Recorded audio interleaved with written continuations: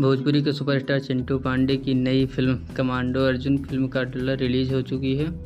यह एक पारिवारिक ड्रामा और एक्शन फिल्म है। भोजपुरी में अश्लीलता रहित और पारिवारिक फिल्में चिंटू पांडे अक्सर दिखाई देते हैं।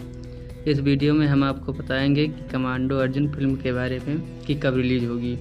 तो इस वीडियो को लास्ट तक देखें, तभी आप जान पाएंगे कि फिल्म कब रिलीज होगी। नमस्कार, आदाब, मैं मनीष मिश्रा।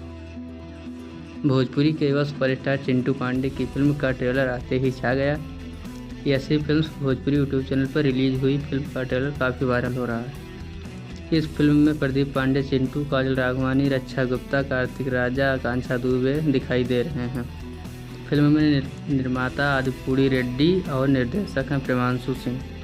यह फिल्म काफ़ी शानदार है और भोजपुरी में चल रही अश्लीलता के बीच यह पारिवारिक